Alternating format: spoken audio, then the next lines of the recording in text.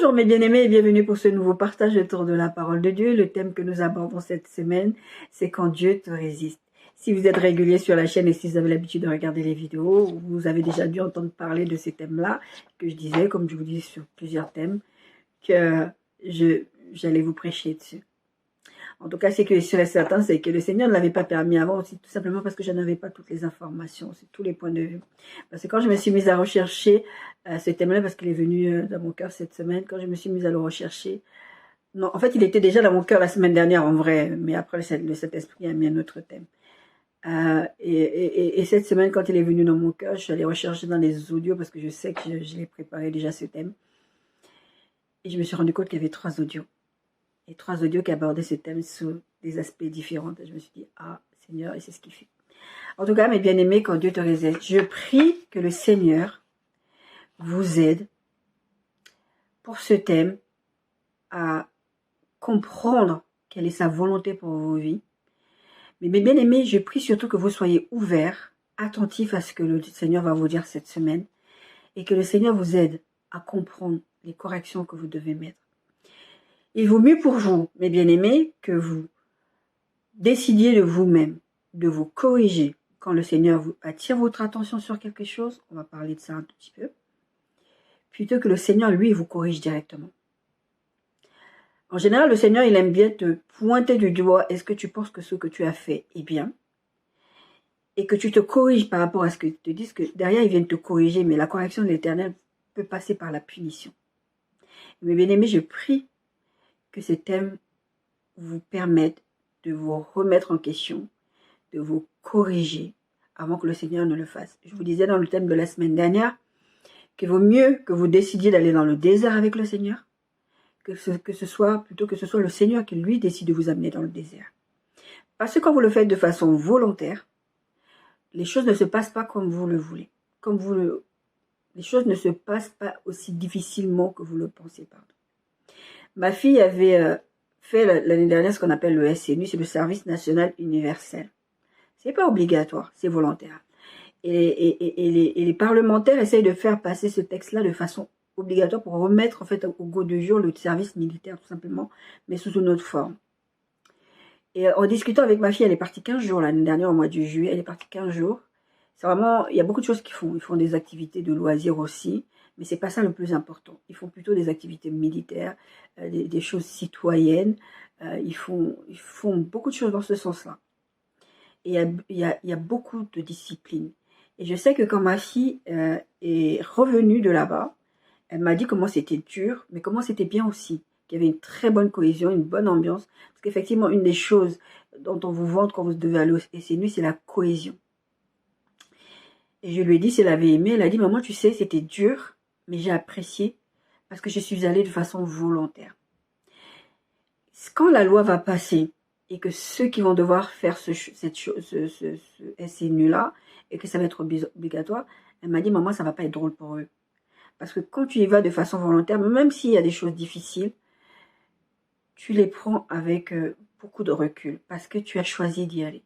C'est pareil avec les choses de Dieu.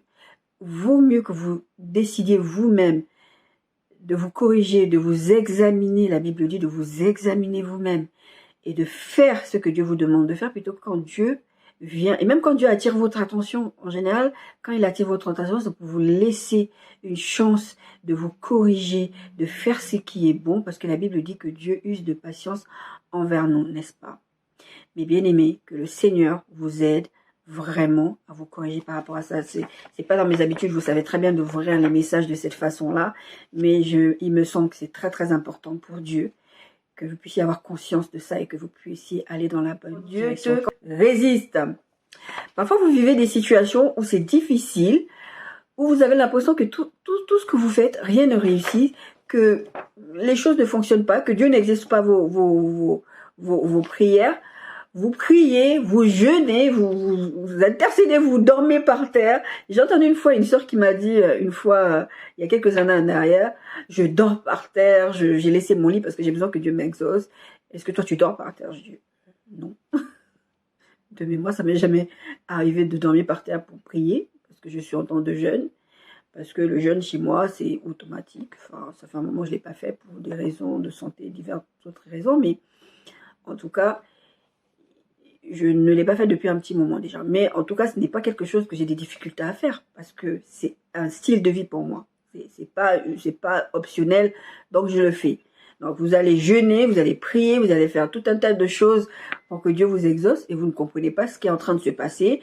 La situation ne se débloque pas. Non seulement Dieu ne vous exauce pas, mais vous avez l'impression que la situation empire. C'est pas qu'une impression, en fait la situation empire. Dieu n'est-il pas en train de vous résister? Dieu n'est-il pas en train de vous résister?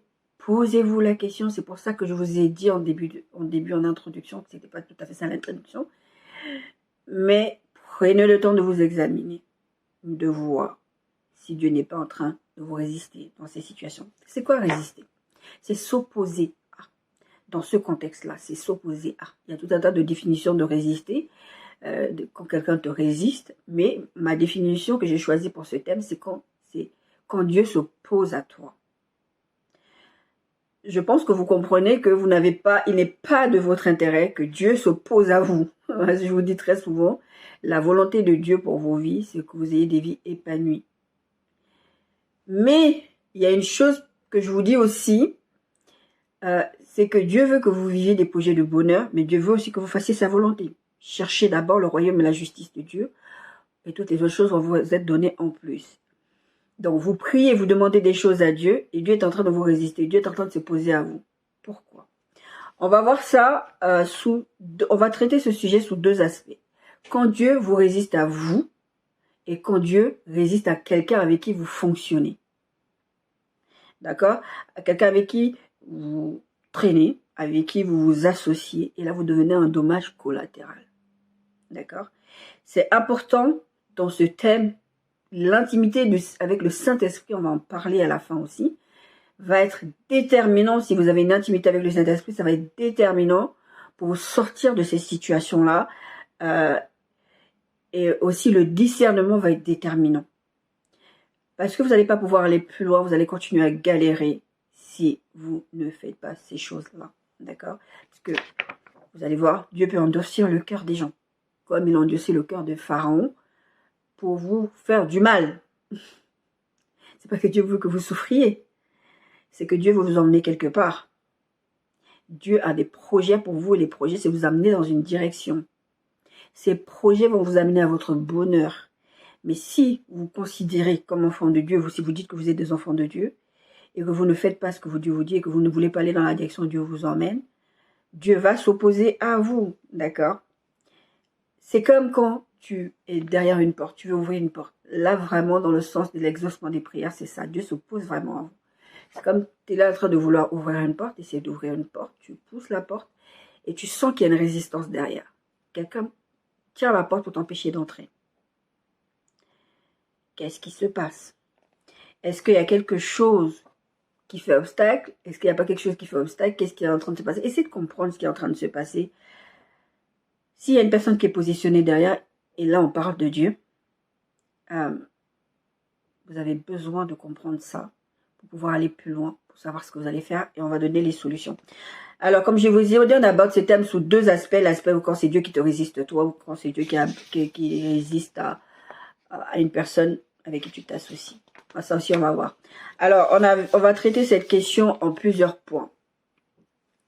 Le grand 1, c'est pourquoi Dieu te résiste. Le grand 2, c'est comment Dieu te résiste. Et le grand 3, c'est comment il remédier quand Dieu te résiste. Et le grand 4, vous savez, c'est la conclusion. D'accord? Grand 1, pourquoi Dieu te résiste. Mais avant d'aborder le grand 1, je vais lire quelques textes.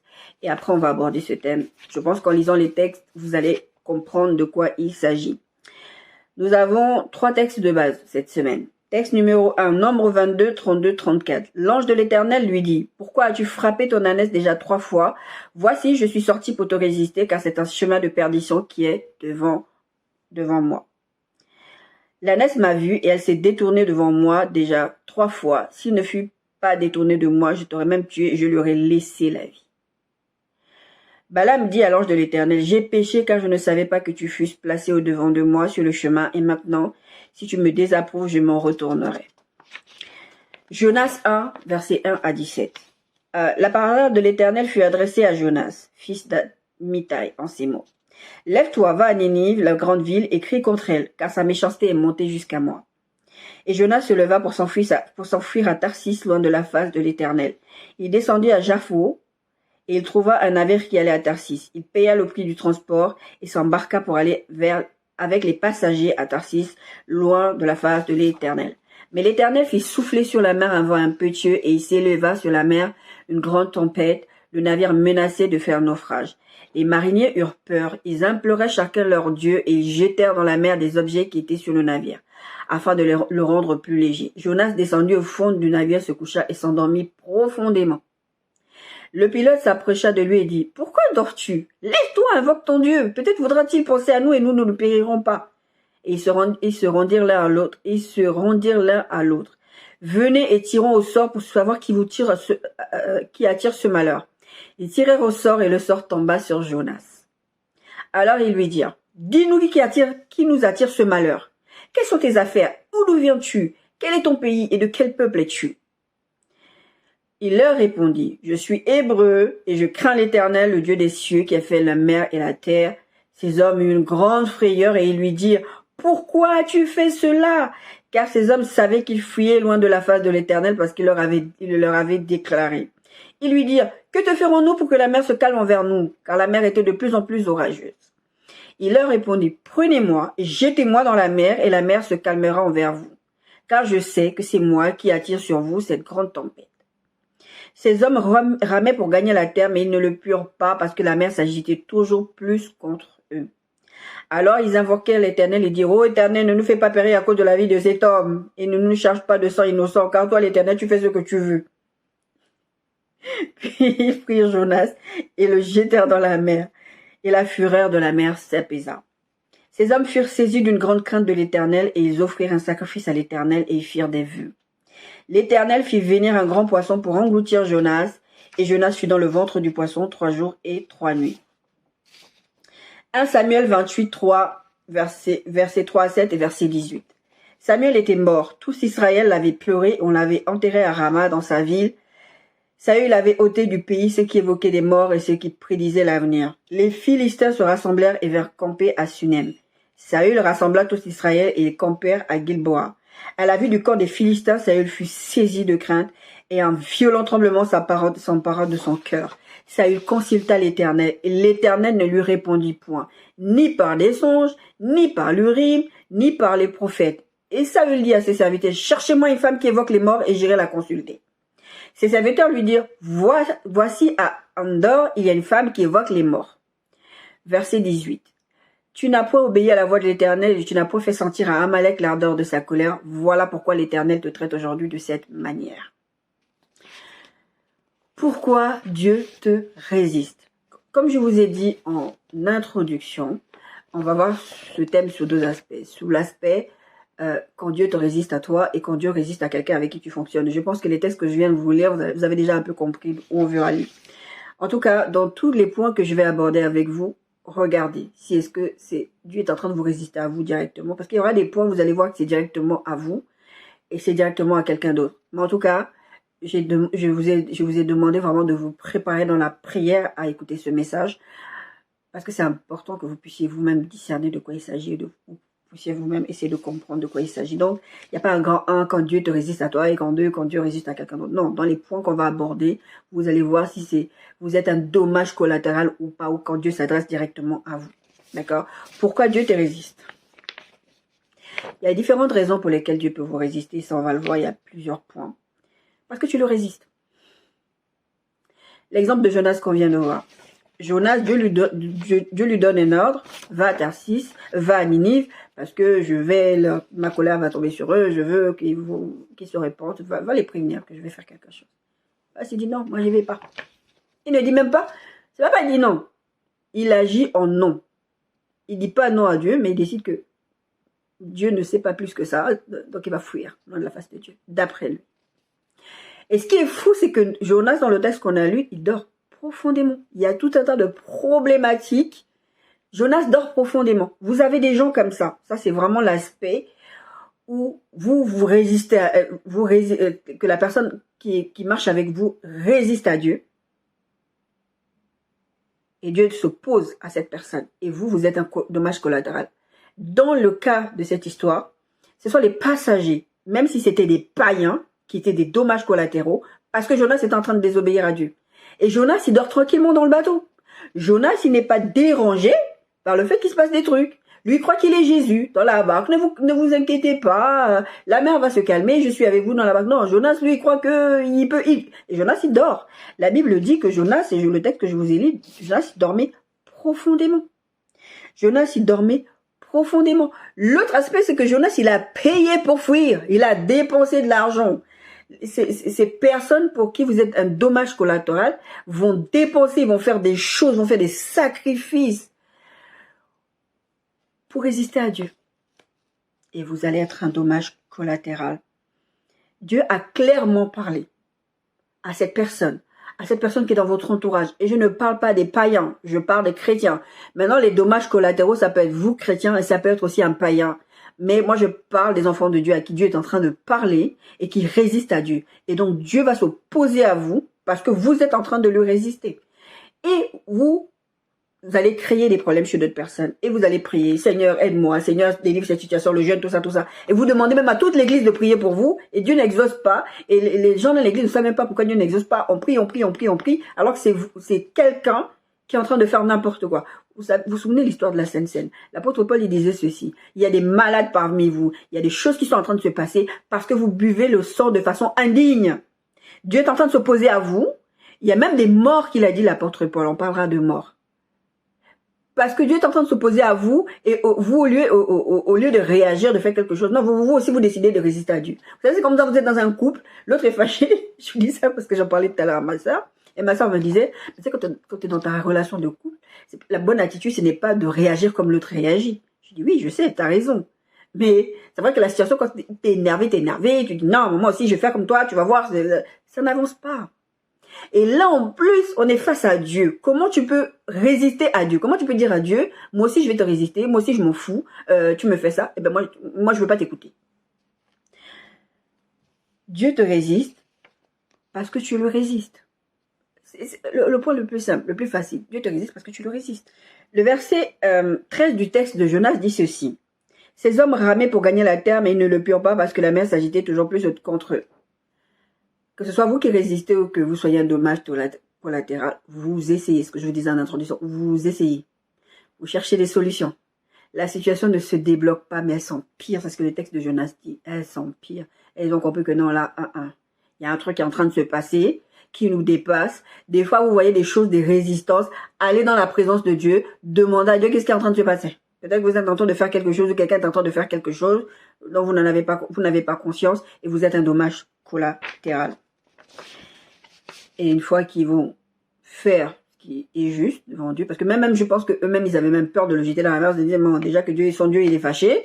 Et si on le jette aussi à la mer, je pense qu'ils ont dû se dire, si on le jette à la mer, il va nous arriver quelque chose. Mais bon, ils ont quand même demandé à Dieu. C'était des païens, d'accord. Donc, mes bien-aimés, le caractère premier de Dieu, c'est l'amour. Aimez Dieu en premier, la Bible dit, mais aimez les autres aussi.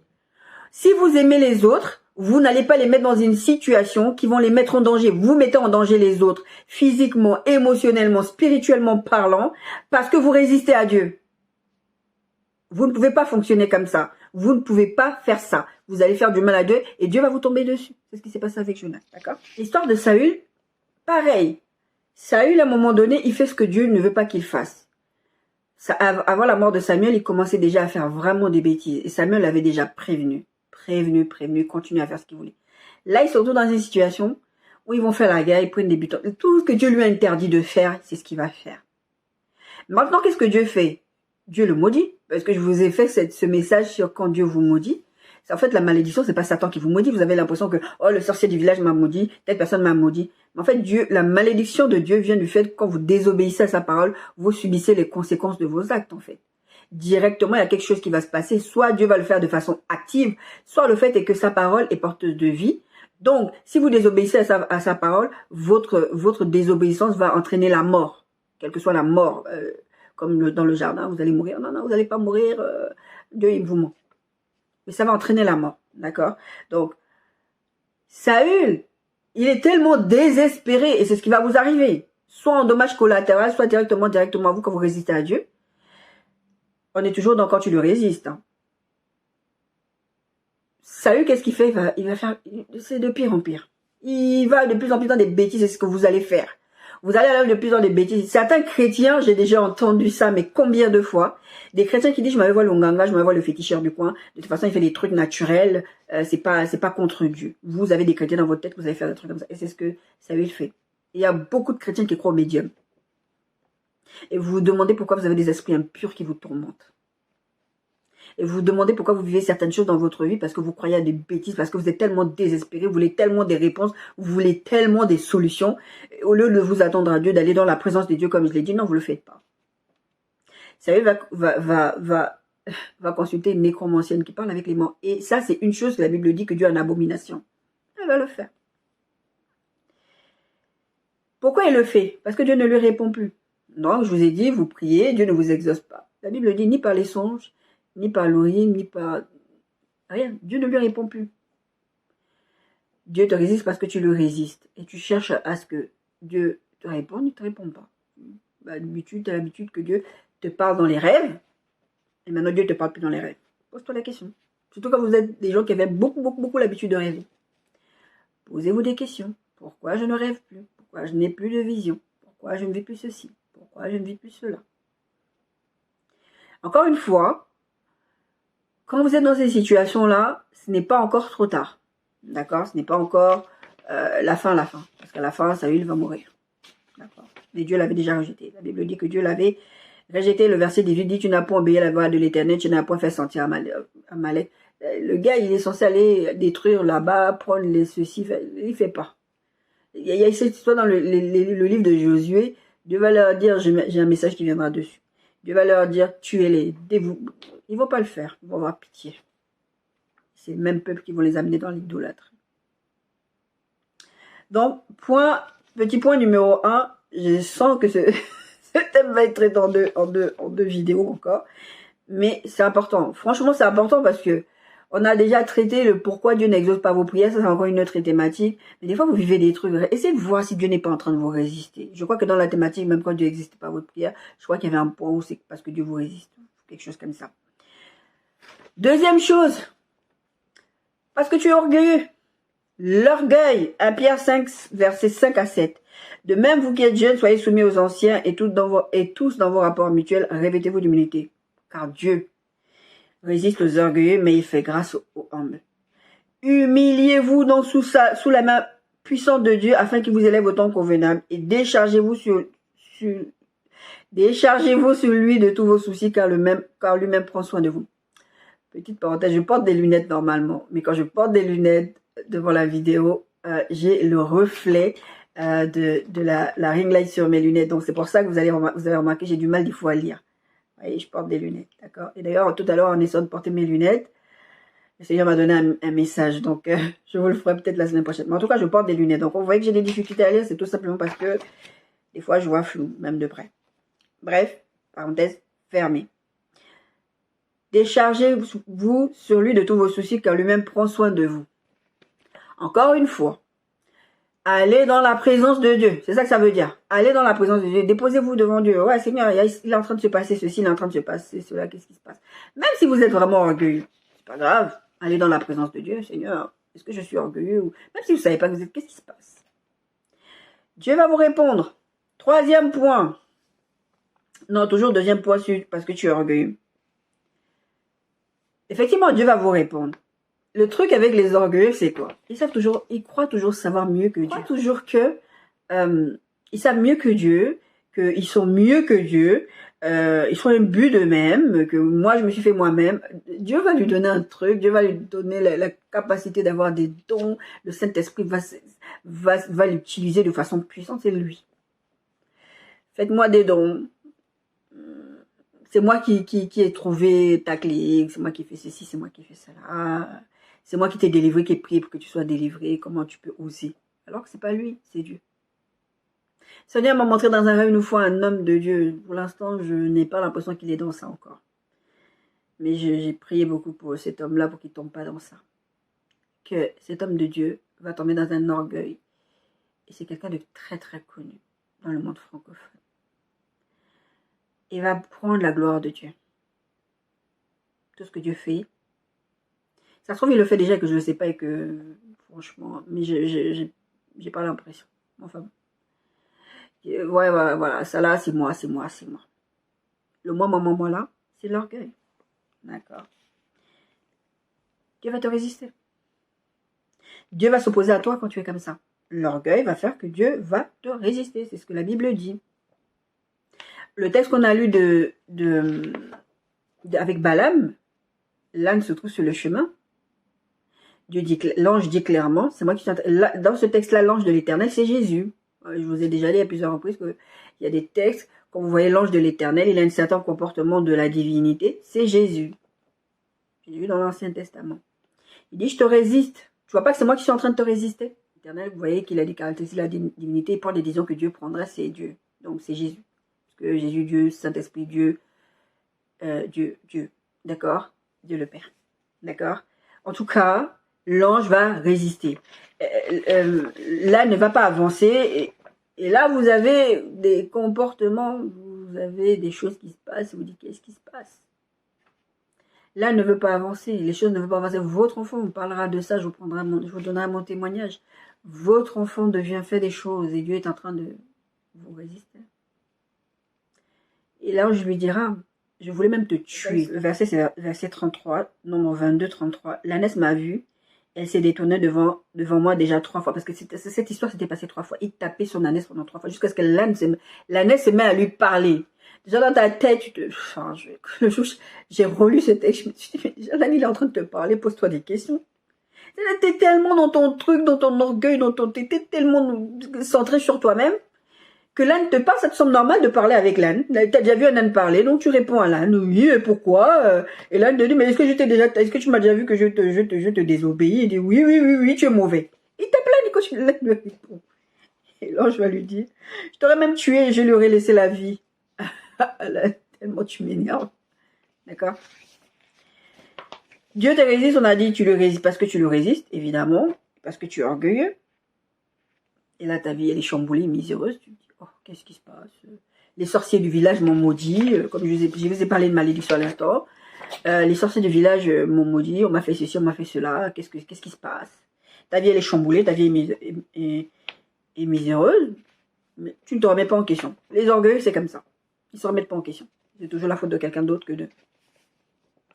Dieu résiste aux orgueilleux. Troisième point, la désobéissance. L'histoire de Saül, là, qu'on vient de lire. Saül, il était déjà dans le chemin de la désobéissance depuis un moment. Depuis l'histoire de, je vous ai parlé de ça dans des précédentes prédications. Dieu lui donne un ordre par la bouche de Samuel. Il y a une guerre qui est en train de se faire. Samuel, en plus, c'est le début de son mandat, quoi, de devenir roi. Écoute ce qui va se passer, je vais venir à tel moment, je vais venir faire des sacrifices, et comme ça, voilà. Lui maintenant, puisqu'on l'a déjà puisque il y avait eu, Samuel l'avait attendu, il avait préparé la viande, il a dit c'est toi le roi d'Israël, il m'a dit des belles choses qui ont bien caressé ses oreilles. Maintenant, ça y est, il est imbu de lui-même, vraiment l'orgueil de base. Excusez-moi. Et maintenant, puisque Samuel n'est pas en train d'arriver, il a la pression du peuple, il a peur, les Philistins sont en face, comment je vais faire? Il décide de faire les sacrifices. Quand Samuel le prophète arrive, Samuel lui dit, mais Dieu aurait affermi ton trône si tu n'avais pas fait ça. Strike one. Premier truc où Dieu... Et là, il va refaire ce truc-là. Dieu lui dit, ne fais pas ça, il le fait. Dieu lui dit, tu vas dévouer par internet, tu vas faire ci, il ne le fait pas. Et voilà, Dieu se fâche. Parce que Dieu l'a rejeté. Du vivant déjà de Samuel, la Bible dit que Dieu l'avait déjà rejeté. Mais quand Dieu t'a déjà rejeté comme ça, repens-toi. Non, lui, il décide que non, c'est pas intéressant, moi je peux continuer. Et continue, et ben voilà, nécromancien. La désobéissance, c'est ça qu'on est en train de voir sur le petit point numéro 3. La désobéissance. Effrontée et délibérée. Déjà, la désobéissance tout court, vous n'avez pas besoin de faire des choses graves pour que Dieu vous résiste. Pour que Dieu s'oppose à vous. Pas besoin de faire des choses graves. Mais en général, dans votre vie quotidienne, apprenez à vous repentir. Quand vous finissez votre journée, demandez pardon à Dieu. Revoyez votre journée. J'ai une message de quelqu'un qui dit, moi, j'aime bien le soir, avant de me coucher, quand je suis dans mon lit, je refais la journée avec le Seigneur pour voir qu'est-ce que je peux faire pour ne pas retomber dans les mêmes travers le lendemain. Faites ça. Regardez comment vous fonctionnez avec Dieu. Repentez-vous. Parce que Dieu peut s'opposer à vous. Demain matin, aujourd'hui, tu as eu ta belle journée, ça s'est bien passé, le patron était de bonne humeur avec toi. Demain, tu repars, c'est autre chose. Tu dis, qu'est-ce qui s'est passé? Là, il a dormi avec un sorcier la nuit, ou il a dormi avec un serpent. Moi-même, là, j'aime bien dire ça. Ah, il y a des gens, tu as l'impression qu'avec qui ils dorment avec des serpents la nuit. Quand je parle du serpent, je parle du malin. Ou des esprits impurs. Et puis, d'un coup, tu ne comprends pas pourquoi la personne se comporte de cette façon. Eh bien aimé, c'est pas toujours que les gens sont inspirés par Satan. Demandez-vous si Dieu n'est pas en train de vous résister. D'accord?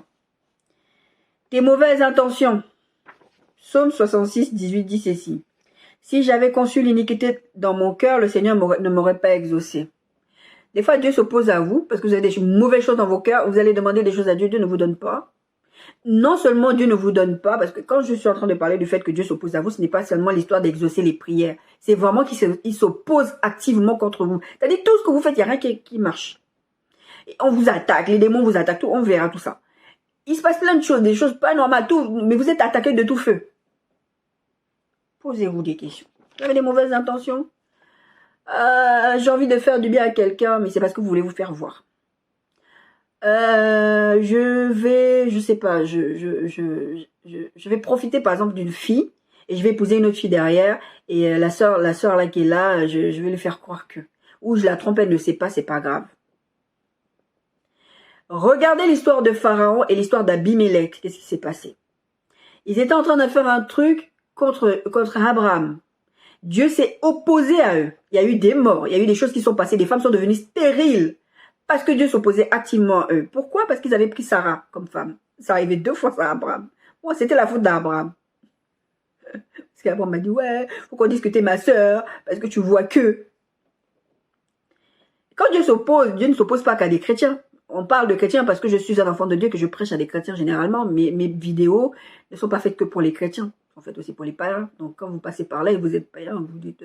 Moi j'ai des païens qui regardent la fois mes vidéos, qui font des commentaires. Bon, moi je les supprime. J'ai pas le temps d'aller négocier avec des gens que je sais qui sont fiches. Et les commentaires qui m'insultent ou des trucs qui sont désobligeants, je ne prends pas le temps. Quand je vois que c'est un commentaire qui vraiment c'est de la curiosité, je vais répondre. Mais sinon, non. Dieu va s'opposer à vous. Abraham, il n'a pas dit à Abimelech. Il n'a pas dit à... Comment il s'appelait l'autre là? Il ne l'a pas dit. Et Dieu s'est opposé à eux. Donc des fois, Dieu s'oppose aussi à vos ennemis. Parce qu'ils sont en train de faire des choses contre vous. C'est pas de ça dont on parle le sujet. Rassurez-vous que des fois vous êtes là dans vos vies. Ça c'est vraiment une petite parenthèse qui ne fait pas partie de ce thème, mais je vais vous le dire quand même. Il y a des fois, vous êtes là, vous dites, ah Seigneur, j'ai envie que... Enfin, vous avez envie que Dieu vous fasse justice parce qu'il y a des gens qui font des trucs. Et je vous ai déjà dit d'une façon comme ça générique que vous ne savez pas comment Dieu frappe les gens. Il y a des gens qui vivent des choses dans leur vie, ils ne savent pas que c'est Dieu qui est en train de les frapper. C'est comme ça que Dieu s'oppose à eux.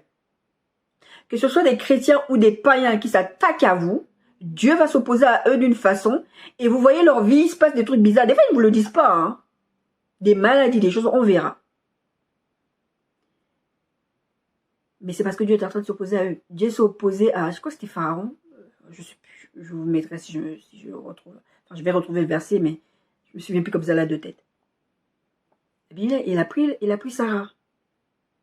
Dieu, la façon dont il a montré son opposition, son mécontentement, il s'est opposé à eux. Et là, vraiment, c'est ça la thématique. Dieu s'oppose à vous de façon active. C'est pas genre, oh ouais, j'aime pas ce que tu fais. Parce que si vous regardez, par exemple, les livres des rois et les livres des chroniques, Dieu n'aimait pas ce qu'il faisait. Dieu n'aimait pas ce qu'il faisait parce qu'il était pire que le roi de tel. Bon, après, Dieu les frappait, mais souvent dans ces textes-là, dans ces phrases-là, comment c'était formulé, vous voyez pas Dieu s'opposer à eux. Mais Dieu dit, la Bible dit que Dieu n'était pas content. Donc, des fois, vous avez l'impression que juste Dieu n'est pas content. Non, non, c'est pas de ça dont je parle, parce que Dieu n'est pas content. Bien sûr, quand Dieu s'oppose à vous, c'est parce qu'il n'est pas content. Mais je parle du fait quand Dieu s'oppose à vous de façon active. Il vous empêche de vivre tranquillement. Il vous tourmente. Il vous empêche de dormir. Et vous ne comprenez pas. Tiens, j'ai perdu le sommeil. Qu'est-ce qui se passe? C'est quel verset qui dit que... C'est Proverbe, je crois, qui parle de ça. Qu'il n'y a pas de repos pour les méchants. On ne dormait pas. Dieu s'oppose à vous. D'accord. Le mauvais timing.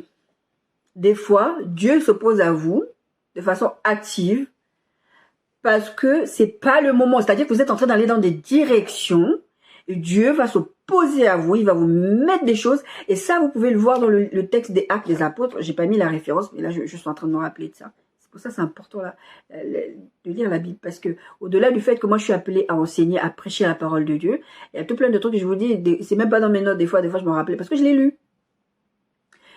La Bible dit qu'ils étaient en train de vouloir aller en Asie pour aller prêcher la parole de Dieu. La Bible dit, l'apôtre Paul dit, le Saint-Esprit nous a interdit, nous s'est opposé. Le Saint-Esprit, il y a eu des oppositions qui a fait qu'ils ne pouvaient pas y aller.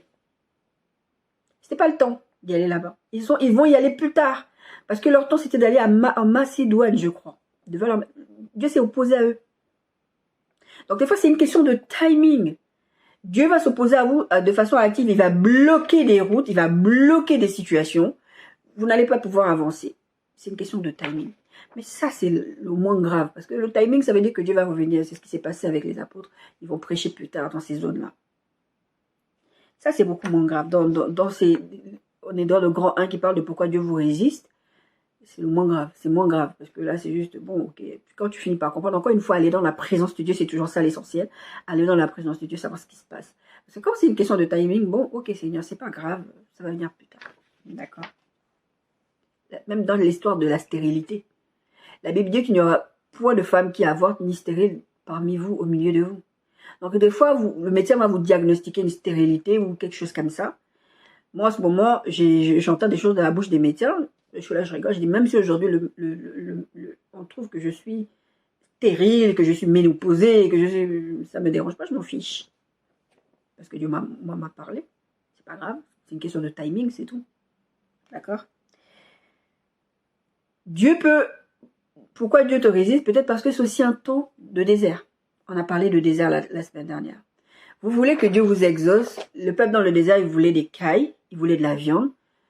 Mais ce n'est pas le temps. Ils sont dans le désert. Ils vont conserver comment la viande. À l'époque, il n'y avait pas des congélateurs. Ils n'avaient pas encore compris de cette histoire du sel, mettre les trucs dans le sel. En tout cas, à ce moment-là. Ils étaient dans le désert. Dieu leur fournissait de ce dont ils avaient besoin dans le désert. Donc, Dieu peut vous résister parce que vous êtes dans le désert. Il y a des choses que vous demandez. Et vous êtes dans le désert, vous demandez des choses que vous ne devez pas avoir dans le désert. Comme les cailles. Donc, Dieu va vous résister. C'est normal qu'il y a des choses qu'il ne va pas vous donner parce que vous êtes dans les temps du désert. Donc pourquoi vous voulez obtenir des choses eux là-bas, ils en pouvaient tellement plus. On veut retourner en Égypte parce que là-bas, il y avait de l'ail et les concombres. Est-ce que c'était dans le désert que tu avais besoin de l'ail et du concombre? Dieu va s'opposer à toi parce que tu lui demandes des trucs. Et ce qui s'est passé, c'est qu'ils ont cassé la tête tellement à Dieu. Et Dieu, il le dit, vous m'avez cassé tellement la tête, je vais vous donner de la viande, vous allez manger de la viande. Je vous ai prêché là-dessus déjà.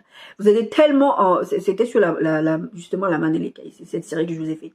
Vous allez tellement en manger de la viande que ça va vous sortir par les trous du nez. Et ils en sont morts de cette histoire de viande. C'est le temps de désert, qu'est-ce que tu veux manger de la viande? Pourquoi Dieu vous résiste? Parce que tu es en mauvaise compagnie. C'est un peu ce que je vous disais tout à l'heure avec l'histoire de Jonas. Il n'y a pas que l'histoire de Jonas, il y a aussi l'histoire de Josaphat. Et Josaphat, ça lui est arrivé 3 fois sur le trottoir. Josaphat, c'était un roi de Juda. Il aimait le Seigneur, il a fait détruire les hauts lieux, il faisait tout. C'était le roi que Dieu disait. Lui, il aimait trop Dieu, il faisait tout ce que Dieu lui disait. Mais le problème de Josaphat, c'est qu'il met s'associer avec des mauvaises personnes. La Bible dit, 1 Corinthiens 15:33, vous ne vous y trompez pas, les mauvaises compagnies corrompent les bonnes mœurs. Vous pouvez être corrompu parce que vous associez avec les mauvaises personnes, mais spécifiquement dans ce thème que nous abordons, vous allez être un dommage collatéral. D'accord? Les passagers qui étaient avec Jonas, les mariniers, tous ces gens qui étaient dans le bateau avec Jonas, étaient des dommages collatéraux. Parce qu'ils étaient associés avec Jonas. C'était pas leur faute. Jonas, il a pris son billet, il a payé.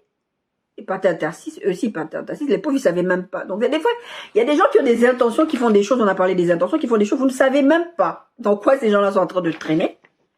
dans quoi ces gens-là sont en train de mettre les pieds et vous vous associez avec eux, soit de façon, vous ne savez pas, soit de façon délibérée. Vous avez décidé, oh, c'est pas grave. Vous savez, faut pas condamner l'artiste. Parce que l'artiste, c'est différent de l'homme. L'homme a fait ça, mais l'artiste, non. Dieu n'est pas dans ce genre de choses-là. D'accord. Avec qui vous vous associez, vous ne pouvez pas vous associer avec certaines personnes. Alors, ce truc-là, ça dépend. Des fois, c'est parce que la personne est vraiment mauvaise, fait vraiment de mauvaises choses. Des fois, c'est pas que Dieu a quelque chose contre cette personne, c'est juste que tu ne dois pas être avec cette personne, c'est tout. Il y avait une histoire que j'avais lue il y a quelques années, il y a beaucoup d'années en arrière. Il y avait un jeune homme, Dieu lui avait donné rendez-vous à une montagne. Il lui a dit, viens à la montagne avec moi. On va se rencontrer. Et Dieu lui a donné un fardeau. Jésus, il a dit, prenez mon fardeau, il est doux et léger. Dieu lui a donné un fardeau, a amené à la montagne pour pouvoir discuter avec. Et en marchant, il a traversé un village, il a traversé plusieurs endroits. Et chaque fois, d'autres personnes aussi à qui Dieu avait donné des fardeaux, ah, tu vas à la montagne, moi aussi Dieu m'a dit de venir à la montagne. Mais comme tu y vas, prends mon fardeau aussi. Et au bout d'un moment, il marche. Deuxième personne, troisième, oh, il dit, j'ai trop de fardeaux. Il dit jamais non. Le type, il ne dit jamais non. Il prend les fardeaux des personnes. Et il avance avec ces fardeaux-là. Et à un moment, il commence à râler. C'est trop lourd, c'est trop. Au lieu de dire aux personnes, non, je veux même plus prendre vos fardeaux. Non, il continue à prendre. Et puis quelqu'un a une bonne idée, lui dit, ah, tiens, prends une brouette. Ça va être plus facile de porter les fardeaux. Il va prendre les fardeaux. Et tous les endroits qu'il va traverser, ça va être ça. On va lui donner des fardeaux, lui rajouter des fardeaux. Et quand il va arriver au lieu de rendez-vous avec Dieu, il va râler contre Dieu parce que, comment t'as pu permettre, je suis fatigué. Dieu va lui dire, mais moi, je t'ai donné un fardeau. Je t'ai donné un seul fardeau, tu t'es mis à prendre le fardeau. Les personnes avec qui vous vous associez, vous allez prendre les fardeaux des gens. Que ce n'est pas ça que Dieu veut, que Dieu attend de vous. Et vous allez prendre ces fardeaux-là. Et vous vous demandez pourquoi ça se passe comme ça. Pourquoi c'est difficile? Pourquoi ça fait mal? Pourquoi je souffre? Pourquoi je suis fatiguée? Mais Dieu ne vous a jamais donné ce fardeau-là. Pour revenir à l'histoire de Josaphat, je vous ai dit, on peut prendre l'exemple de Jonas et de Josaphat. Pour revenir à l'histoire de Josaphat, Jonas, on en a déjà parlé, je vous ai lu le texte dans le texte de base.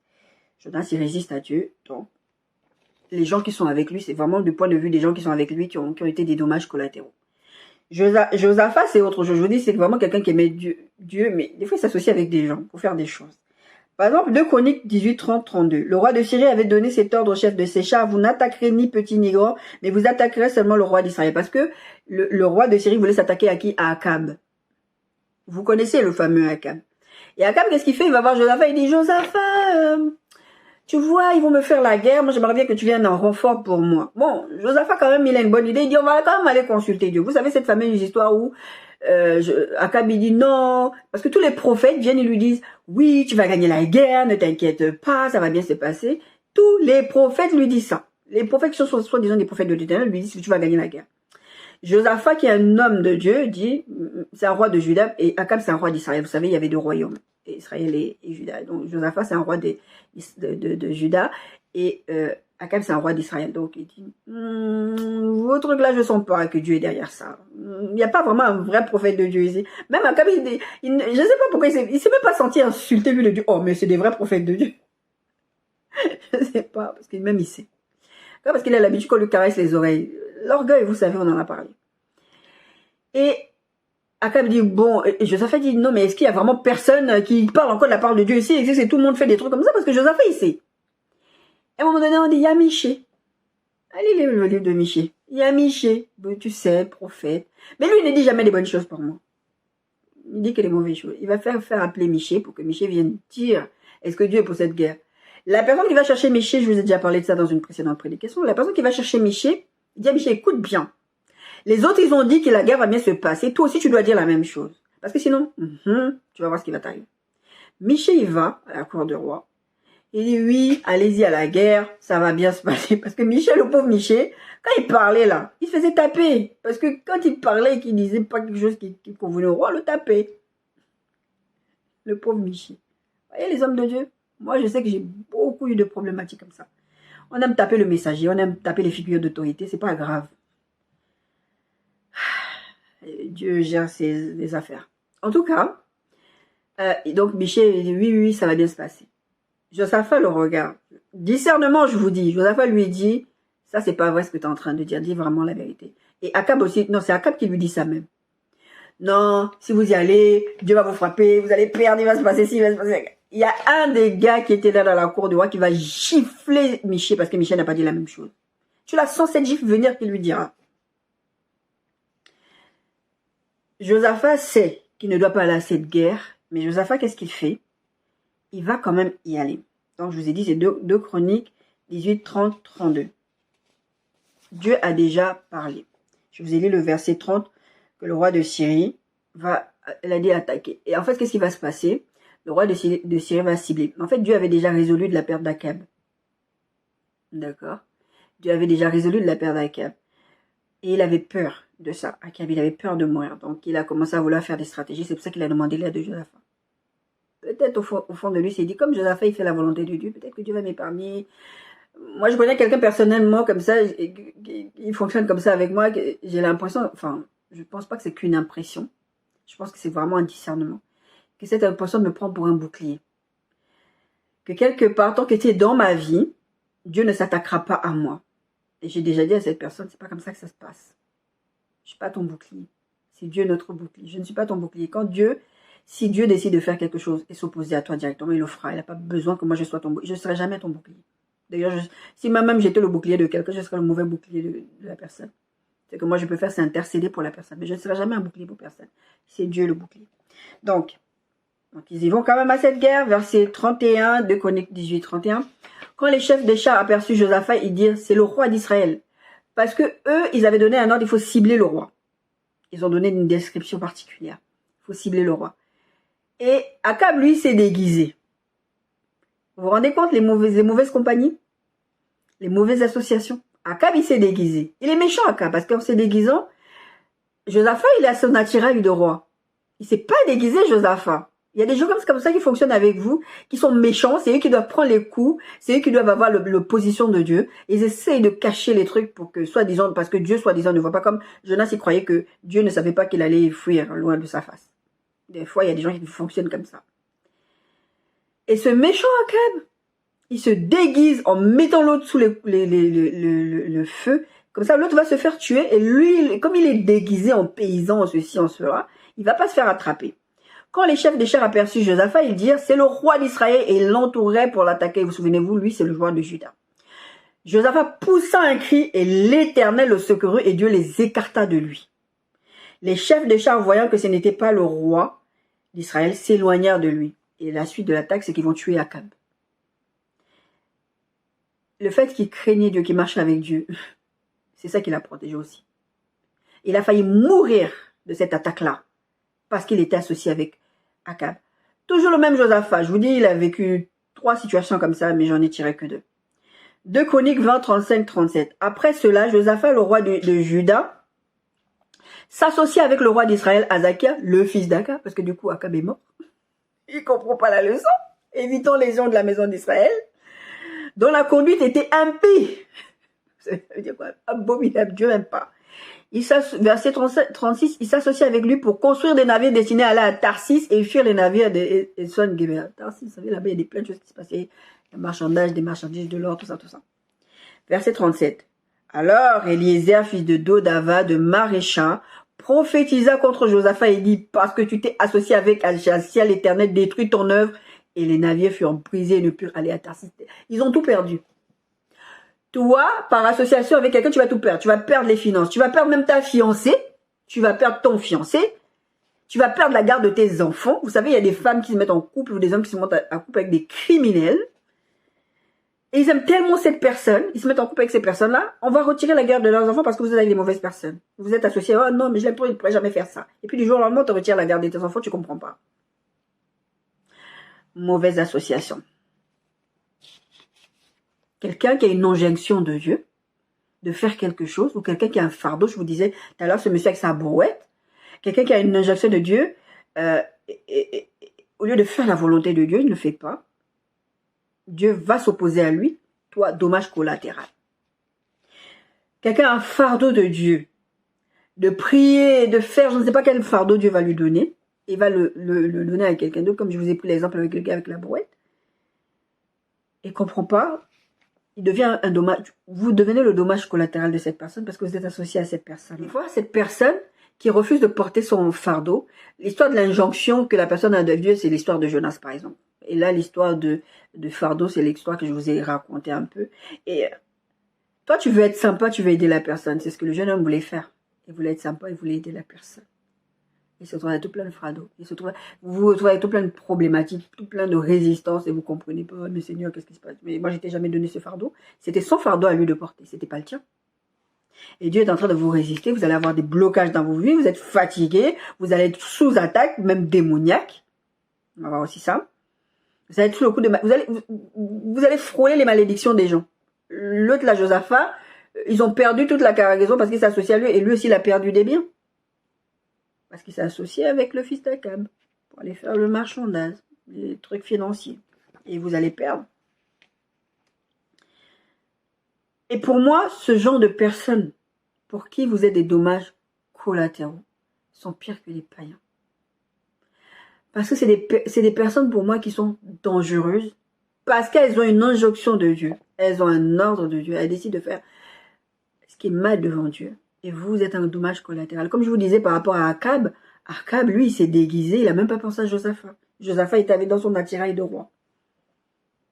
Et vous allez vous retrouver avec des problèmes parce que vous êtes associé à ces personnes-là. Un chrétien qui résiste et qui désobéit et qui résiste à Dieu est plus dangereux qu'un païen. Parce qu'un chrétien qui désobéit, qui résiste à Dieu, va déclencher la colère divine sur lui, mais vous allez être le dommage collatéral et la personne n'a même pas pitié de vous. Akab et Josaphat. Tu vas subir la colère de Dieu, ta vie va être secouée dans tous les sens. Akab, il n'en avait rien à fiche que l'autre qu'il allait se faire tuer. C'est méchant. Et puis si tu meurs, c'était même pas ton temps de mourir, tu vas mourir, tu vas dire quoi? Les gens qui vont être là, qui vont, oh, Dieu a donné, Dieu a repris. Dieu n'était même pas dedans. Parce que tu t'es associé avec la mauvaise personne, Dieu a donné, Dieu a repris, oh, c'était la volonté de Dieu, Dieu a permis ça. Il y a des choses, vous dites souvent, Dieu a permis ça, mais Dieu a permis rien du tout. C'est comme quand vous êtes là, oui, pourquoi Dieu permet l'enfer, pourquoi les gens vont aller en enfer. Et je vous dis très régulièrement ici, Dieu ne veut pas voir un humain en enfer, mais les gens vont en enfer parce qu'ils ont choisi d'aller en enfer, puisqu'ils ont rejeté Dieu, ils ont rejeté le sacrifice de Dieu. Vous croyez que c'était la volonté de Dieu? Non. Il y avait un jeune homme, il y a eu 2 histoires comme ça que j'ai entendues l'année dernière. Un jeune homme, Jésus est venu lui parler en rêve. Repens-toi, il lui montrait quelque chose en rêve tellement persistant, il n'y voit rien. Et le gars est parti sur les réseaux sociaux. Mais Jésus, il se prend pour qui? Le jour même ou le lendemain, il a fait un accident de moto, il est mort. Et quand c'est comme ça, Internet, oublie bien, les gens sont venus, oui, il s'est moqué de Jésus, Jésus lui a parlé, nanana. Vous vous associez à des gens comme ça. T'imagines, tu es sur la moto avec lui, il meurt, toi tu meurs aussi. Parce qu'il est en train de résister à Dieu. Et vous vivez des choses et vous allez dire que pourquoi Dieu a permis la mort, c'est triste, Pourtant cette personne-là, elle est à l'église. Moi je vous dis tout le temps ici, là, c'est pas tous ceux qui vont à l'église que sont chrétiens. Et même là, je viens de vous dire, les pires, c'est les chrétiens, ce sont les chrétiens qui résistent à Dieu, et qui désobéissent à Dieu de façon délibérée, décident de s'opposer eux-mêmes à Dieu et Dieu va s'opposer à eux en temps. D'accord? Les mauvaises associations. Vous pouvez aimer les gens sans vouloir aller dans leur sens et prendre les coups à leur place parce que vous voulez être gentil. Vous pouvez aimer les gens sans vouloir être des dommages collatéraux. Dans les affaires spirituelles, mes amis, il n'y a pas de ma bestie. Mon poteau, quand Dieu t'a pas envoyé, n'allez pas vous associer avec des gens qui vont vous mettre vos vies en danger. Parce que ces genres de personnes sont dangereuses. Plus que les païens. C'est vrai qu'on a tendance à se méfier Moi, je ne sais même pas pourquoi nous, les chrétiens, on est comme ça. Les chrétiens ont tendance à se méfier des païens. Ah, les païens, bon, Dieu traitera leur cas. Hein. Ah, les païens, ils font ceci. Ah non, moi, je mange pas la nourriture des païens. Ah, moi, je ne traite pas avec les païens. Des fois, les païens sont même... encore une fois... Vous ne devez même pas craindre les païens. Ce n'est pas les païens qui peuvent vraiment influencer votre vie. Mais quelqu'un qui marche avec Dieu et qui est en train de résister à Dieu, en train de s'opposer à Dieu. Oui, c'est ceux-là qui sont plus dangereux que les païens. Encore une fois, les païens, Dieu va traiter leur cas. En général, Dieu vous donne le discernement pour les païens. Savoir comment vous devez vous comporter avec eux. Mais aussi, c'est pas une raison pour que vous allez traîner et faire n'importe quoi avec les païens. Vous dites, non, mais vous savez, comme l'apôtre Pierre. L'apôtre Paul, à un moment donné, l'a repris en lui disant, oui, toi, quand tu es avec eux, tu te comportes comme ça. Et quand tu es avec les païens, tu te comportes comme ça. Des fois, vous êtes au milieu des païens, vous vous comportez d'une certaine façon. Et Jésus, il a dit, si tu as honte de moi en public, je te réunirai aussi en public. Hein. Genre, vous êtes chrétien que dans votre maison, quand vous êtes avec les païens, vous n'êtes pas chrétien, hein, vous écoutez les mêmes musiques. Moi, vous savez le nombre de fois on m'a tapé dessus pour toi, t'es pas marrant, toi, t'es comme ça, toi, t'es comme ça. Je m'en fiche.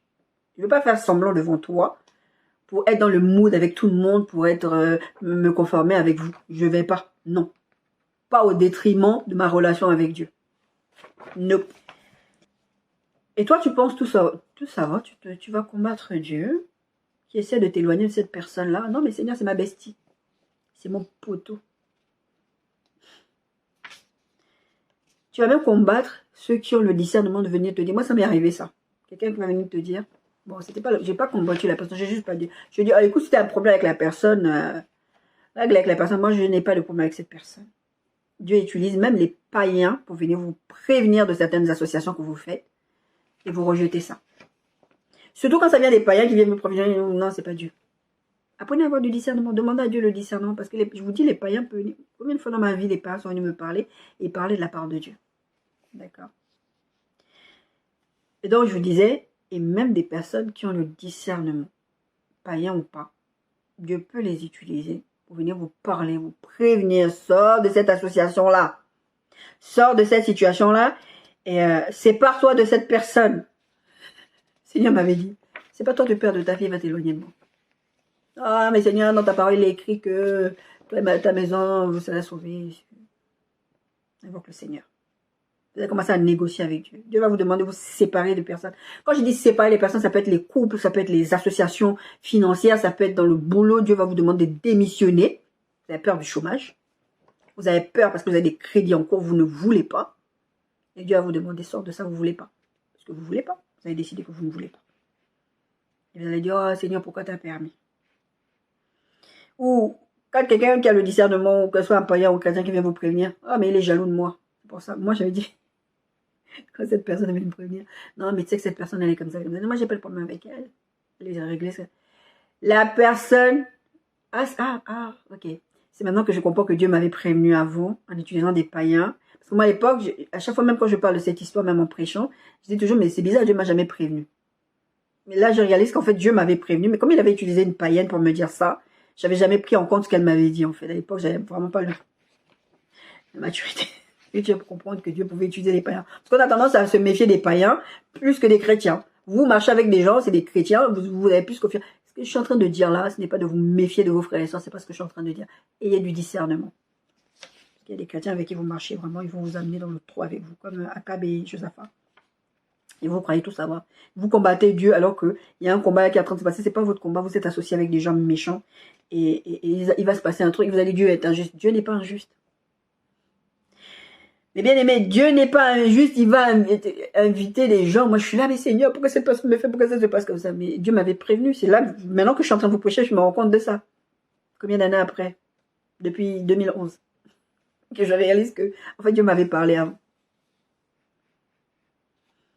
Le Seigneur m'avait montré dans un rêve une fois, j'allais dans une église, le comportement du pasteur, des choses qui s'y passaient. Il m'avait dit, sors.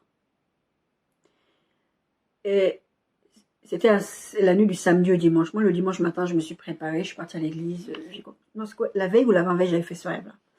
Et le dimanche, je vais à l'église, et en plein milieu du culte, j'entends, sors. Je dis, hein, comment ça sort? Sors où? Seigneur, je sors parce que tu veux me parler en privé, genre, j'ai eu une pensée comme ça. Mais après, moi-même, je me suis dit, mais Néla, t'es débile ou quoi? Pourquoi Dieu voudrait que tu sortes pour te parler? Il peut te parler là pendant que tu es assis dans le culte. Donc, s'il te demande de sortir, c'est pas sortir pour aller parler avec lui dehors, c'est sortir parce qu'il faut que tu quittes ce lieu de culte et que tu t'en ailles. Mais, la voix du Saint-Esprit m'a parlé 2 fois. Mais vraiment, je l'ai entendu de façon audible. Sors. Je dis, ok. Et je prends ma fille, j'ai dit, on s'en va. Et c'était déjà passé des choses bizarres ce matin-là au culte que j'ai dit, c'est bizarre. Puis de toute façon, depuis quelques temps, il se passait des choses bizarres dans cette église-là. En général, voilà. Et j'ai dit à ma fille, on s'en va. J'ai pris mes claques, je suis partie, mais tout le trajet, j'ai parlé avec mes sœurs, j'ai parlé avec le père de ma fille, j'ai dit, je sais pas ce qui se passe, je sais pas pourquoi Dieu veut que je parte. Sûrement, il se passe quelque chose que je ne réalise pas, mais je comprends pas pourquoi Dieu ne m'a pas prévenu. Et puis quand je suis rentrée à la maison, je dis, même déjà pendant tout le trajet, dans le bus, je disais, mais Seigneur, je me suis levée tôt le matin. Tu connais ici, là, c'est compliqué de se lever. Les bus, c'est pas comme en région parisienne où tu prends le bus, tu vas, tu as 5 minutes, après tu as un bus, 10 minutes après tu as un bus. Bon, les dimanches aussi en région parisienne, certaines zones, c'est compliqué les transports. Mais en tout cas, ici, c'est encore plus compliqué. Tiens, tu m'as vu me lever le matin, tu m'as vu me préparer, tu m'as vu vraiment, vous allez perdre du temps dans votre vie parce que vous allez dans des directions, vous associez avec des gens, parce que Dieu est en train de s'opposer à vous. Et j'ai dit, Seigneur, pourquoi tu m'as laissé aller à l'église, me préparer, tout ça, tout ce temps que j'ai pris d'y aller à l'église. Je ne comprenais pas. Toute la journée, j'étais en train de méditer sur ça. Et à un moment donné, je me rappelle, bim, du rêve que j'ai fait la veille ou l'avant-veille. Mais comme dans ce rêve, il y avait d'autres détails, je vous ferai une série sur les rêves. En fait, il y avait plusieurs époques dans ce rêve-là, et moi, je l'ai pris pour une seule époque. Donc, pour moi, c'était un truc de lointain qui allait arriver plus tard. Il y avait un détail surtout dedans qui m'avait fait penser que ça allait arriver vraiment beaucoup plus tard. Mais alors que dans le rêve, puisque Dieu n'est pas soumis au temps et que Dieu n'est pas dans le temps, il peut vous donner des détails, des choses qui se passent sur plusieurs saisons, qui ne se passent pas en une fois. Donc, il y a des choses que vous allez voir dans un rêve qui se passent en tout en même temps. Vous avez l'impression que c'est tout en même temps, mais non, c'est pas tout en même temps. Ça peut être plus tard, c'est le temps de Dieu qui est comme ça. Après, je me suis rappelée, j'ai dit, ah Seigneur, pardon, parce qu'effectivement, tu m'avais prévenu de ne... En fait, la façon dont Dieu s'était exprimé dans le rêve, je n'aurais même pas dû y aller. Parce que dans un précédent rêve aussi, il y avait un document que je devais signer, le Seigneur m'avait dit ne signe pas. En fait, il y avait plein de choses qui s'étaient passées où le Seigneur m'avait parlé. J'aurais dû comprendre que je ne devais même plus y aller. Mais j'ai voulu forcer parce que pour une fois, j'ai encore trouvé une église, je veux encore aller à l'église. Parce que moi, je vous dis régulièrement, ici, j'ai pas d'église. Et en général, on va vous prêcher, il faut aller à l'église locale. Et c'est vrai, il faut le faire. Ma relation avec Dieu fait que le Seigneur me demande des fois d'y aller, c'est une temps de formation. Après, il me dit de sortir. Et quand je dois sortir, je veux sortir. Mais moi, j'aime bien aller à l'église. J'aime bien aller avec les frères. Ça ne veut pas dire que je suis coupée du monde des chrétiens, que je ne fonctionne pas avec les chrétiens. Mais ça veut dire que je ne vais pas dans un lieu de culte. Et ça, c'est difficile pour moi. Et quand le Seigneur me demande de quitter un lieu de culte, vraiment, je vis ça très, très mal. Et donc, du coup, j'étais contente d'y aller. Et quand le Seigneur me dit encore sortir encore, Seigneur, c'est trop dur. Bon, après ça, je sais que le Saint-Esprit m'a déjà expliqué, c'est parce que je vais te former, je ne veux pas que quelqu'un se prenne la gloire de ce que je vais faire avec toi. Donc, bon, je vais t'amener, tu vas voir des choses, je vais t'expliquer des choses. Voilà. Tout ce que je vous prêche, c'est parce que c'est le Saint-Esprit qui m'enseigne. D'accord? Je vous disais que Dieu n'est pas injuste. Pour éviter d'être un dommage collatéral, il va tout faire pour vous prévenir. Là, je vous ai pris l'exemple avec mes rêves. Dieu va vous prévenir d'une façon ou d'une autre. La Bible dit que Dieu parle tantôt d'une façon, tantôt d'une autre, mais on y prend garde. C'est juste que nous, on ne fait pas attention. Comme je viens de vous dire, je ne faisais pas attention. Mais Dieu m'avait prévenu. Et quand Dieu va vous demander de vous séparer de telle ou de telle autre personne, je vous dis dans n'importe quel domaine relationnel, que ce soit au travail, que ce soit des finances, que ce soit des contrats que vous voulez faire, des business que vous voulez faire avec des personnes, faites-le. Dieu fait ça pour vous protéger. Et si vous refusez, vous allez avoir des problèmes. C'est ce que la Bible dit. C'est de ça dont la Bible parle quand la Bible parle du fait que les mauvaises compagnies corrompent les bonnes mœurs. Parce que vous vous opposez à Dieu ou que cette personne s'oppose à Dieu et vous devenez un dommage collatéral. Vous êtes corrompu, vous allez vous corrompre. Des fois, vous allez dans des trucs, il y a des gens qui ont des boulots, on leur dit oui, il faut venir au restaurant, il faut avoir une maîtresse. Il y a des chrétiens qui le font parce qu'ils disent non, mais si je ne le fais pas, je ne vais pas être dans les bonnes grâces du patron, je ne vais pas avoir de promotion, je ne vais pas avoir fait. Mais vous savez, est-ce que vous connaissez votre Dieu? D'accord. Ecclésiaste 9, 18 dit ceci. La sagesse vaut mieux que les instruments de guerre, mais un seul péché a détruit beaucoup de bien. Les personnes avec qui vous associez, regardez l'histoire de Jonas. Ils auraient tous pu mourir. Vous pouvez être à l'origine de la perte de quelqu'un, de la vie de quelqu'un. Ou vous-même, vous pouvez être un dommage collatéral parce que vous n'êtes pas sage. Vous ne discernez pas. La Bible dit que si vous avez besoin de sagesse, demandez-la à Dieu qui donne. Il va vous la donner. Demandez la sagesse à Dieu, demandez le discernement à Dieu. C'est important parce que un seul péché détruit beaucoup de bien. Là, on a parlé de l'histoire de Josaphat. Ils ont dû tout jeter à la mer. Tout ce qu'ils avaient, tout à la mer. Et même ces gens qui allaient à Tarsis avec Jonas, ils ont dit jeter des trucs par-dessus bord. Parce que Jonas était en train de dormir tranquillement, en train de faire n'importe quoi. L'autre point, pourquoi Dieu vous résiste, c'est pour attirer votre attention. Il y a quelques années, et ça aussi, je vous en ai déjà parlé, il y a quelques années, ma fille, il y a beaucoup d'années, ma fille était toute petite. Elle devait avoir 2 ans, 2-3 ans. Et elle n'arrêtait pas de s'opposer à moi, de faire des crises. Et c'est pas dans son tempérament d'être comme ça. Ma fille a bientôt 18 ans dans quelques mois. C'est pas dans son tempérament, dans 5 mois. Et d'un coup, je la vois se comporter comme ça. Je me dis, mais qu'est-ce qui se passe? C'est pas dans son tempérament. Pourquoi elle fait ça? Et j'essaie de... Je l'engueule. Je lui dis, Juliette, va au coin. Parce que quand elle était petite, c'est comme ça que je la punissais. Je vais voir quoi va réfléchir à ton comportement. Après, on va discuter. Parce que, mais vraiment, elle m'énervait. Je ne comprenais pas. Elle était toujours énervée. Toujours, elle balançait des trucs. Et encore une fois, c'était pas dans son tempérament. Et comme je vous dis, allez consulter le Seigneur. Mais moi, je consulte le Seigneur pour tout quand il y a un truc comme ça, là. Je me dis pas, non, mais l'enfant, il est en train de faire une crise de nerfs. C'est pas grave. Non, non, je suis allée consulter Dieu. J'ai dit à Dieu, ça, c'est quoi? Et le Seigneur m'a dit ceci. Est-ce que j'ai toute ton attention maintenant? Dieu avait utilisé ma fille pour me résister parce qu'il essayait d'attirer mon attention. C'est ce qui s'est passé avec l'histoire de Balaam que je vous ai lu un peu.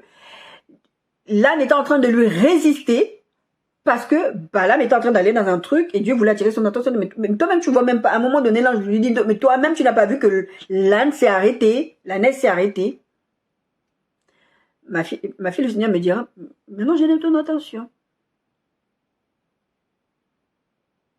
Donc, des fois, j'avais mis quand j'avais vécu cette expérience-là, j'avais mis ce message sur Facebook en disant, à l'époque, parce qu'il n'y avait pas de TikTok et tout ça, et Instagram.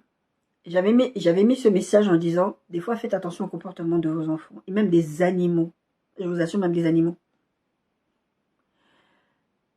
Faites attention à leur comportement parce qu'ils peuvent être l'outil que Dieu va utiliser pour attirer votre attention. Des fois, vos enfants vous font des crises, vous ne savez pas pourquoi. Allez dans la présence de Dieu. Vraiment, la solution, c'est toujours aller dans la présence de Dieu, aller savoir. Votre but, c'est d'essayer de comprendre ce qui se passe. Pas simplement d'avoir ce truc de dire, ah, mais je vais le punir. Parce que surtout, certains peuples, on aime bien punir nos enfants. Certains aiment bien même taper leurs enfants. Alors que leurs enfants, lui là, Balaam, il est en train de taper son âne. Alors que vos enfants sont juste en train de réagir à quelque chose de spirituel dont vous n'avez même pas conscience. Ma fille, elle n'avait même pas conscience que Dieu essayait d'attirer mon attention. Juste Dieu l'a utilisé. Dieu est en train d'attirer votre attention et vous continuez à être là. Non mais vous allez taper l'enfant, vous allez taper l'ânesse, vous allez insulter votre patron, critiquer votre patron et Dieu est en train d'attirer votre attention. Pourquoi le boss avec qui je m'entendais aujourd'hui, et pourquoi demain maintenant je ne m'entends pas avec lui? Qu'est-ce qui se passe? Allez consulter Dieu. L'autre raison pourquoi Dieu va vous résister, c'est pour vous protéger. L'ange a dit à Balaam ceci. Je t'aurais tué même et j'aurais laissé l'ânesse en vie. Dieu est supérieurement intelligent. Et c'est ce qu'il fait. Il sait ce qu'il fait. Et vous vivez certaines situations et Dieu est en train de vous résister.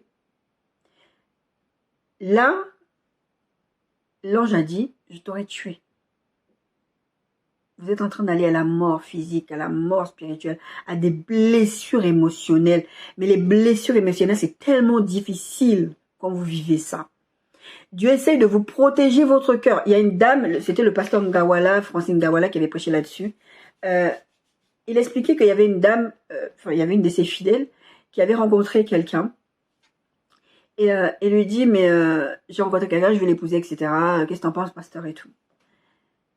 Et le pasteur va prier et je crois même que sur le moment il discerne, mais n'empêche il va prier et Dieu lui donne l'information du non, elle ne doit pas l'épouser. La fille a commencé à se dire que le pasteur ne voulait pas son bonheur. Le pasteur voulait, comme je vous disais à l'instant, des fois vous allez croire que oh, il est jaloux de moi, elle est jalouse de ma bestie, alors que Dieu essaie de vous protéger. Cette fille a forcé, elle s'est mariée avec le monsieur. Entre 2 et 6 mois après, le monsieur est mort. C'était pas forcément que la personne était mauvaise. Des fois, cette histoire de séparation, c'est pas forcément que la personne est mauvaise. Quand Dieu a séparé Lot d'Abraham, c'est pas parce que Lot était mauvais. La Bible dit que Lot craignait Dieu. Mais c'est parce que Dieu voulait les séparer. Il y a des personnes qui doivent parler dans votre destinée aussi. Donc Dieu va vous séparer. Dieu va s'opposer pour que cette personne n'aille pas dans votre destinée. C'est l'histoire de Lot. Et dans l'histoire de cette femme-là, Dieu voulait le protéger émotionnellement. Et maintenant, elle avait un chagrin, elle avait perdu son mari. Est-ce que c'était ça la volonté de Dieu? Non. Dieu a parlé à son serviteur pour que lui parle. Elle a cru que Dieu voulait qu'elle soit malheureuse ou qu'il était jaloux. Je ne sais pas qu'est-ce que c'est. Et c'est dit dans sa tête d'autre. Et après, le mari est mort. Et maintenant, elle a la peine. Elle est veuve. Elle était veuve très très jeune, quelques mois après. Dieu veut vous protéger émotionnellement, spirituellement, physiquement. Dieu a protégé Josaphat. Josaphat, vraiment, Dieu l'a aimé d'une façon. Je vous ai lu le texte tout à l'heure. Quand ils se sont, eux, ils ont lancé l'attaque contre le char où il y avait Josaphat, alors que Akab s'est caché ailleurs. Mais finalement, ils ont tué Akab. Mais peu importe, ils avaient l'intention de tuer Josaphat. Il va vous arriver des choses. Il ne va pas vous arriver des choses parce que Dieu va vous résister pour vous protéger, pour qu'il ne vous arrive pas ces choses-là. Ça aurait pu mal se finir pour Josaphat. Dieu merci pour lui. Et pour la deuxième histoire de Chronique que je vous ai lue, il a perdu que des biens. Donc, que vous perdiez des biens, c'est autre chose. D'accord? Que vous perdiez des amitiés. Mieux vaut que vous perdiez des amitiés, que vous perdiez des biens. Jésus disait, si ton œil est une occasion, arrache-le. Que vous perdiez votre bras, que vous perdiez quelque chose, que vous perdiez votre vie et votre paix. Le Seigneur m'avait dit une fois que le diable était en train de m'attaquer, il m'a dit, tu sais pourquoi il fait ça? Parce qu'il veut que tu perdes ta vie et que tu perdes ta paix. Il veut que tu perdes ta paix et que tu perdes ta vie. C'était dans cet ordre-là. Et il voulait aussi que ma fille, après, soit découragée. Ouais, ma mère est morte. D'accord? Pourquoi Dieu vous résiste aussi? Parce que Dieu est souverain. L'histoire de Job nous montre la souveraineté de Dieu dans toute sa splendeur. Ce qui énervait Job dans cette histoire, c'était vraiment ce côté où il n'avait rien fait. Pourquoi Job râle quand vous regardez du Job 1 à Job 42? Pourquoi Job râle? Job a râlé beaucoup parce qu'il savait qu'il n'avait rien fait pour mériter tout ce qui lui arrivait. Il ne savait pas qu'il y avait eu une histoire entre Dieu et le diable. Pourquoi Dieu a permis ça? Pourquoi Dieu a fait ça? Est-ce que Job méritait ça? Sincèrement, non. Des fois, vous vivez des choses, Dieu vous résiste. C'est pas parce que vous avez fait quelque chose de mal. C'est parce qu'il veut vous emmener plus loin. C'est parce que Dieu est en train de vous amener sur un chemin. Et ce chemin-là peut passer des fois par des souffrances. Mais ça n'a rien à voir avec vous. C'est juste que Dieu, dans sa souveraineté, il a pris une décision dans laquelle vous n'avez même pas part là-dedans. J'ai pas d'autre façon de vous l'exprimer que c'est juste la souveraineté de Dieu. Vous n'avez pas fait quelque chose. Vous n'avez pas péché contre Dieu. C'est pour ça que je vous dis, c'est important l'intimité avec le Saint-Esprit. Allez dans la présence de Dieu. Allez consulter Dieu. Job râlait et ses amis, oui, mais Dieu n'est pas mauvais. Si t'arrives ça, c'est parce que Dieu est en train de te punir, parce que Dieu ne fait pas ça aux gens. Non, mais j'en ai marre de toi. Écoute, moi, je vais te donner la leçon. Les 3 amis de Job, les 2 premiers ont essayé de parler, ouais, mais Job, tu sais très bien que t'as fait quelque chose, avoue. Le 3e, il vient tout imbu de lui-même orgueilleux. Ouais, écoute, les autres ont parlé, tu n'écoutes pas maintenant, tu vas m'écouter, hein. Dieu n'est pas mauvais. Ce que tu es en train de vivre, c'est parce que tu as fait quelque chose de... Il parle. Et Dieu leur dira à la fin, si je vais enlever la malédiction, tout ce que j'ai lancé contre vous, uniquement si Job prie pour vous. La souveraineté de Dieu. Job n'avait rien fait. Job a râlé. Au point, sa femme lui dit, maudit Dieu, meurt. Puisque vraiment là, ton Dieu, il sert vraiment à rien. Il sert vraiment à rien pour que tu vives ce que tu es en train de vivre là et que Dieu te regarde en train de souffrir. Il y avait un but. Comme je vous ai parlé du désert la semaine dernière, le désert a une fin. La souveraineté de Dieu, oui, mais cette situation où Dieu s'oppose à vous pour cette raison spécifique, et c'est très très rare, c'est pas un truc que Dieu fait souvent, parce que Dieu n'est pas sadique, n'est-ce pas? Ça va prendre fin. Ça ne va pas durer, je ne sais pas combien de temps, parce que Dieu est juste sadique, il va vous faire ça pendant des années, vous allez souffrir. Non, c'est vrai que ça dure trop dans le temps. Ça, c'est un truc vraiment de durée limitée. Ce point-là, la souveraineté de Dieu, c'est un truc de durée limitée. C'est pas un truc qui est censé durer longtemps. Donc, ne soyez pas, excusez-moi de vous dire ça comme ça, ne soyez pas idiots. Ne soyez pas idiots, acceptez juste que Dieu est souverain dans cette situation et que cette situation va prendre fin. Juste aller dans la présence de Dieu, demander ce qui se passe à Dieu. et apprenez à être patient avec Dieu. Proverbe 9, 6 dit ceci. Quittez la stupidité et vous vivrez. Et marchez dans la voie de l'intelligence. L'intelligence, la sagesse veulent que, des fois il y a des choses qui nous échappent. Dieu peut nous résister pour cette raison-là. C'est pas grave. Seigneur, je comprends pas, mais je comprends toi. Je comprends que tu m'aimes, je comprends que tu peux tout, tu peux changer cette situation. Si tu n'as pas changé cette situation, je ne la comprends pas, mais je remets ça entre tes mains. Nous allons nous arrêter là pour cette semaine. Je dis que la semaine dernière, on va aborder la deuxième partie. Quand Dieu te résiste, c'est le thème que nous abordons cette semaine et que nous allons finir la semaine prochaine. Mais bien aimés, il est important pour aborder ce thème que vous ayez le cœur ouvert. Que vous soyez prompt à obéir à Dieu. Parce que la dimension de votre élévation et l'exaucement de vos prières vont dépendre aussi de la promptitude à votre obéissance. Apprenez à consulter Dieu, c'est une clé. Apprenez à consulter Dieu. Josaphat, quand il a vécu Akab, il dit, vous êtes en train de dire ça, on va gagner la guerre, allons-y consulter Dieu. Allez consulter Dieu, allez dans la présence de Dieu. C'est pour ça que je vous répète tout le temps que c'est important d'être intime avec le Saint-Esprit. Et on a abordé cette thématique aujourd'hui sur deux aspects. C'est l'aspect où quand Dieu vous résiste à vous et quand Dieu résiste à ceux qui sont associés à vous et que vous êtes un dommage collatéral. Et mes bien-aimés, on a vu plusieurs petits points de pourquoi Dieu vous résiste. Et le grand 1 qu'on a vu aujourd'hui, c'est pourquoi Dieu vous résiste. Et Dieu vous résiste, on a dit parce que vous lui résistez en premier, c'est logique. En deuxième point, c'est parce que vous êtes orgueilleux, parce que vous désobéissez à Dieu, parce que vous avez des mauvaises intentions, parce que vous êtes dans un mauvais timing, parce que vous êtes dans un temps du désert, donc Dieu va vous résister, parce que vous ne voulez pas aller dans le désert, Dieu va vous résister. Parce que vous êtes en mauvaise compagnie. Et c'est ce qu'on a fini, c'est ce qu'on a vraiment beaucoup duré dessus. Et aussi, on a dit que Dieu vous résiste pour attirer votre attention, pour vous protéger, et parce que Dieu est souverain, tout simplement. Mais bien aimé, que le Seigneur vous fortifie, que si vous êtes dans ce temps où Dieu est en train de s'opposer à vous, parce qu'on a bien dit que quand Dieu vous résiste, c'est parce qu'il s'oppose, mais je dis bien parce qu'il s'oppose activement à vous. Je vous ai pris l'exemple de ma fille. Allez demander à Dieu, qu'est-ce qui est en train de se passer? Allez dans la présence de Dieu, cherchez la sagesse de Dieu dans cette situation et le discernement pour comprendre ce qui est en train de vous arriver. Soyez bénis.